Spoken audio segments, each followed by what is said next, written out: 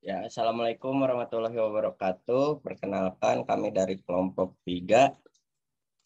Kami akan menjelaskan tentang materi pelaksanaan putusan hakim. Kelompok 3 ini berisikan anggotanya ada Jihan Sana Destia, Safa Nur Fadilah, saya Ahmad Ihsan Subagja, ada Ihsan Gifari, ada Muhammad Rizal Firdaus, dan ada Farhan Fahrul Rozi.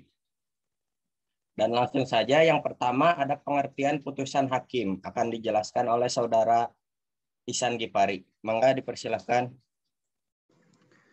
Baik, selanjutnya pengertian putusan hakim yaitu pelaksanaan putusan atau eksekusi adalah putusan pengadilan yang dapat dilaksanakan, dan putusan pengadilan yang dapat dilaksanakan adalah putusan yang sudah mempunyai ketentuan hukum tetap atau bisa disebut inkrach van gewis. Kemudian putusan yang sudah berkekuatan tetap adalah putusan yang sudah tidak mungkin lagi dilawan dengan upaya hukum verser, banding, dan kasasi. Maka selanjutnya. Ya, terima kasih. Untuk materi selanjutnya ada pelaksanaan putusan hakim yang akan dijelaskan oleh saudari Jihan Sana Destia. Mangga langsung saja.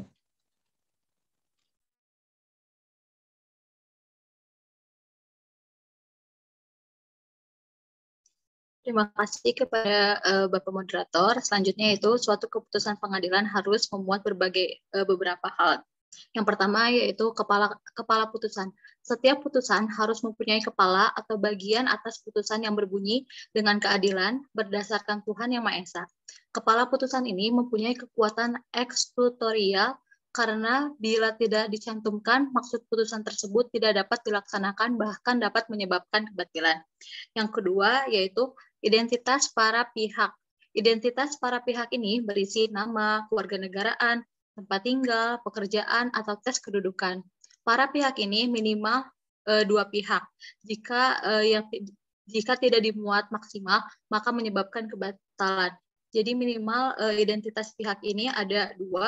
Kalau misalnya tidak mencakup itu, akan terjadinya kebatalan. Selanjutnya, materi selanjutnya akan dijelaskan oleh Farhan. Ya, terima kasih kepada saudari Jihan. Selanjutnya akan dijelaskan oleh Farhan. Mangga langsung saja dipersilakan. Yang selanjutnya yaitu ringkasan. Harus diringkus secara jelas ringkasan, gugatan, dan jawaban apabila tidak dibuat maksimal dapat dibatalkan. Yang keempat, pertimbangan majelis. Pertimbangan dalami putusan dapat juga merupakan pertimbangan hakim tentang duduk perkara dan pertimbangan tentang hukum. Yang kelima, alasan hukum. Alasan harus bersifat yuridis dan menjadi dasar putusan.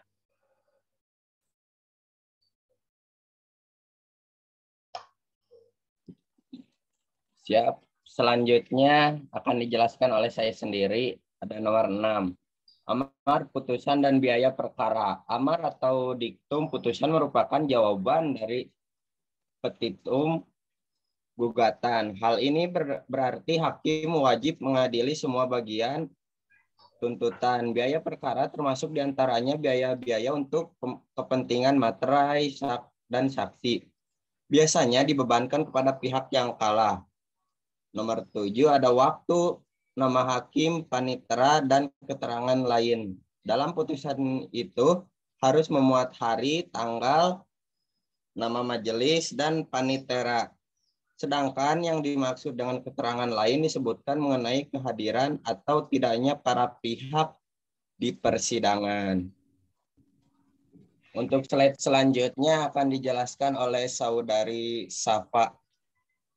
Mangga dipersilahkan.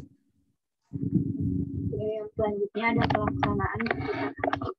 Pengawasan dan pengamatan pelaksanaan putusan hakim, yaitu hakim dapat mengikuti perkembangan persidangan bagaimana narapidana juga perlakukan para tugas LP yang bersangkutan. Pelaksanaan pengawasan dan pengamatan yang dilakukan oleh hakim menurut KUHP adalah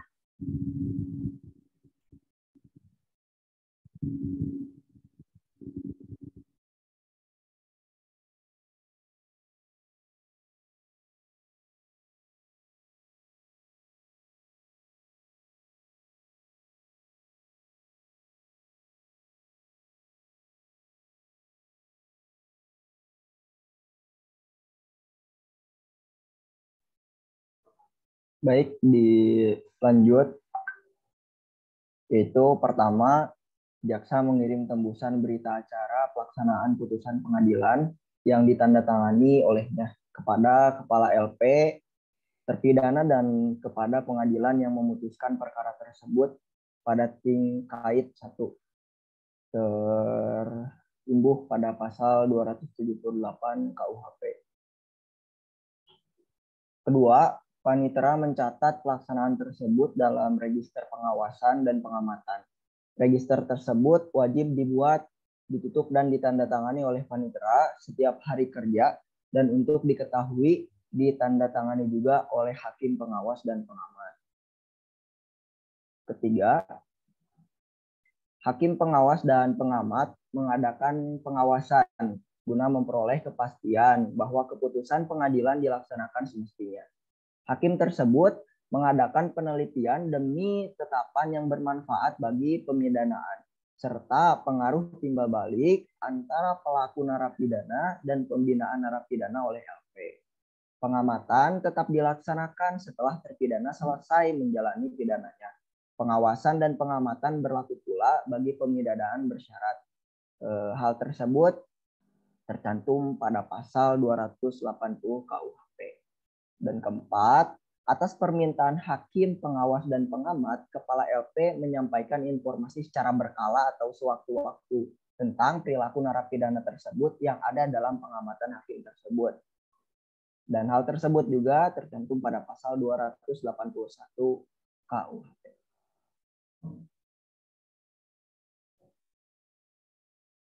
Ya, terima kasih kepada Saudara Rijal. Untuk slide selanjutnya akan dijelaskan oleh Saudara Ihsan Gifari. Baik, untuk poin lanjutan dari yang sebelumnya, yang kelima, yaitu hakim dapat membicarakan dengan kepala lapas tentang tata cara pembinaan narapidana. Hasil pengawasan dan pengamatan dilaporkan oleh hakim pengawas, dan pengamat kepala ketua pengadilan secara berkala. Hal ini tercantum pada pasal 282 dan 283 KUHP. Terima kasih kepada kawan-kawan semuanya. Mungkin sekian dari kelompok kami. Mohon maaf apabila banyak kekurangan ataupun ada salah-salah kata, baik yang disengaja maupun yang tidak disengaja.